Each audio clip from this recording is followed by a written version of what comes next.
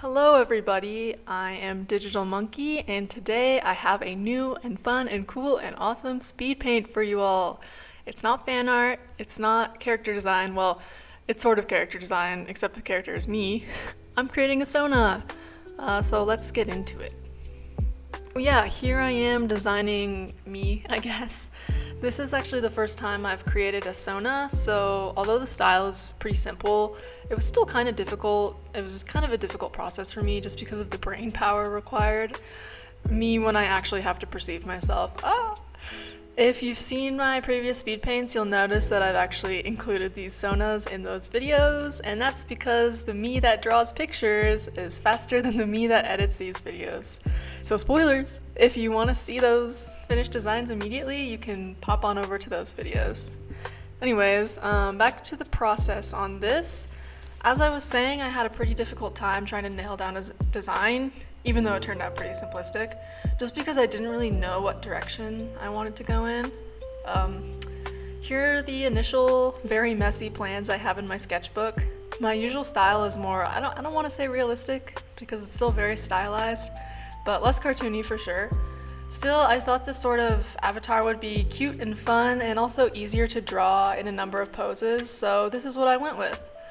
I also had like an identity crisis trying to decide on the clothes because it's like, okay, what outfit really personifies me? And the answer is I don't really know. I chose a big old jacket because it's similar to one I have like actually, but I changed the patches to sort of match my vibe. The letters are PJ because that's something my friends call me, and also I am frequently wearing pajamas. I was actually considering my original YouTube handle to be painting in PJs, but I decided that was too sedate and I wanted something a little bit weird, so here we are with Digital Monkey. The patches are Keropi because we love a good Sanrio frog on this channel, and a cat because, big surprise, I love my cat. I also included my cat in the first Sona design because how could I not? She's actually a mackerel tabby, so in reality she has more black stripes, but I didn't feel like drawing that, so here we are. Her name is Mel, and I would die for her. I wanted to do a number of poses for this Sona, and as you're probably seeing in this speed paint, I ended up settling on 3. The first is very basic, just like standing there type pose. The second is sleeping because it just felt like it fit my vibe. And the third, my favorite, really harkens back to my roots of making shitty anime fan art. Woo! So obviously I made a silly, purposely bad anime style version. Honestly, I feel like it actually turned out really good, especially showing it's like ironically bad but not actually bad. And is it even bad? I don't know. I honestly think it's super cute, not gonna lie.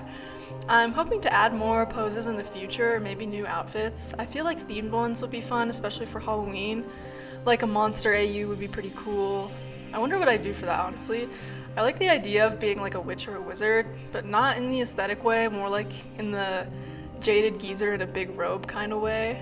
Thoughts on that? If y'all were to make a Halloween AU of yourself, what would you be? I'm really into fantasy media, like books, games, all that, so drawing myself in a suit of armor would also be like super fun. I used to draw these like insanely detailed armor sets from certain games. The one I'm throwing up on screen is Ornstein from Dark Souls 1, really fun boss, totally play that game, would recommend.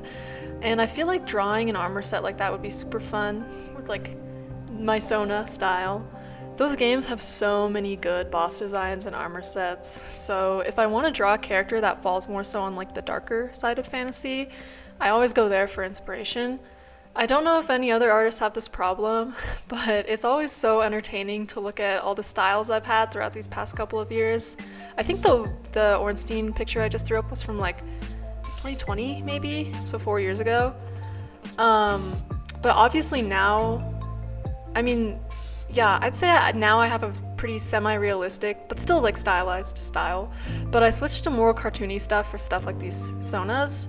And then, of course, in the past, there's those super detailed line art pieces like the one I just showed.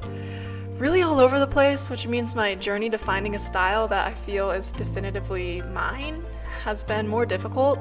But on the flip side, having all these past styles means it's really fun to look at past sketchbooks and be like, how did I even do that? Even now I'm looking at that blue line art piece and I'm like, what? How? I think there's a lot that implicitly goes into finding your own style, and for me the most important part was just finding other artists and types of media that I really enjoy. Studies are also super important, and I do them often, so I'm not discounting them, but a lot of the times I find myself not enjoying art because I'm too deep into the technical side of stuff. So it's always good to return to stuff that gives you inspiration and is just like generally enjoyable. I always get like too lost in the sauce with anatomy and like trying to make everything look more correct, which is good. Like obviously I want to be working on those fundamentals, but then I don't feel like drawing as much because I'm like, oh, I don't want to keep doing these studies. But yeah, lately my inspirations have been from software games, but especially Elden Ring. Who's excited for DLC? I'm so excited. But also epic fantasy books, including Stormlight Archives by Brandon Sanderson and Malazan Book of the Fallen by Steve Erickson. I've only read the first book, but like, so good. Also the manga Tokyo Ghoul and Chojin X by Sui Ishida, and of course other YouTubers. Y'all are the best. Love you guys. Of course, I'm super new to YouTube, but I've been watching other artists do speed paint or character designing videos for years. I'm honestly surprised I didn't get into YouTube earlier, given how often I watch these types of videos, and I really do enjoy them. If there are any other artists listening, watching, whatever, I'd be super interested to hear where you get inspiration to draw and how that's affected your style. Obviously, for me, I've a little bit explained it, but even I don't super know, like, exactly how the style I have today has sort of come into being. I remember that there was like a meme going around a while back that was like, can you guess my media inspirations based off my current style? And I always really enjoyed seeing those, even though I didn't make one myself.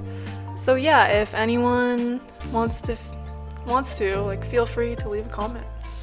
Back to what's actually happening on screen here, I'm choosing the flats for my Sona. I tend to wear like neutral tones, and when I say that, I mean pretty much just black and white. So yeah, I'm going for a black jacket with gray sleeves and then a gray skirt.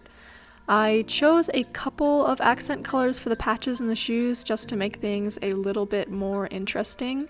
So I have little bits of teal, pink, and blue in there as well. And then there are some white accents, mostly the alternative or alternating stripes on the cuffs of the sleeves, the collar, and the bottom of the jacket, and also some white buttons. For once, I actually did all these colors on different layers, that way I could color correct whenever I wanted.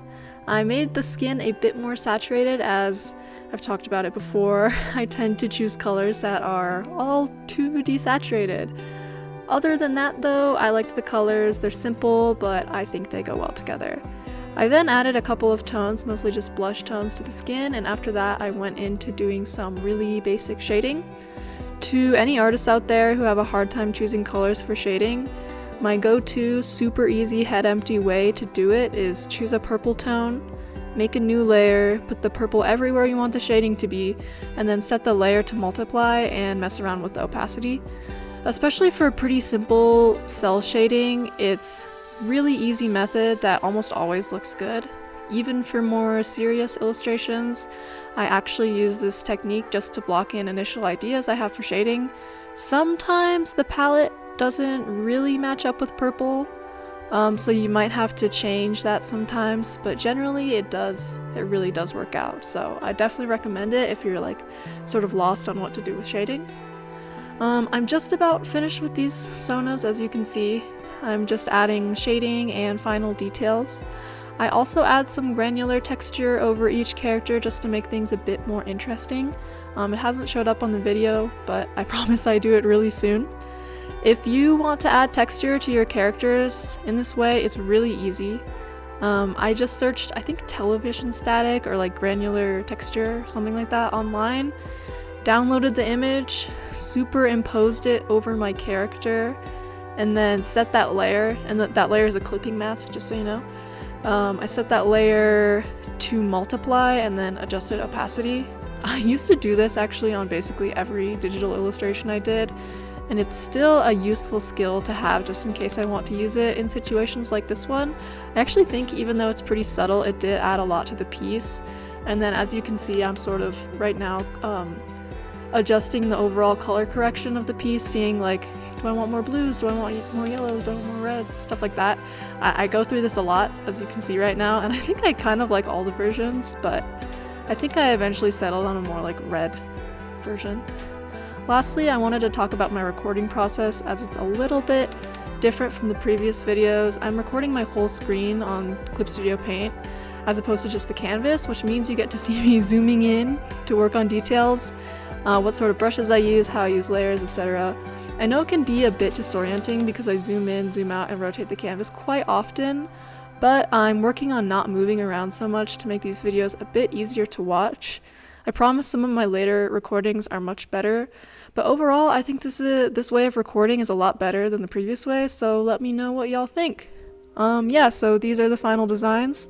Hopefully not bad for the first time creating a Sona, and maybe I'll be adding a couple more poses in the future. If you made it this far, thank you so much for sticking with me, and hopefully I'll see you in the next video. Bye!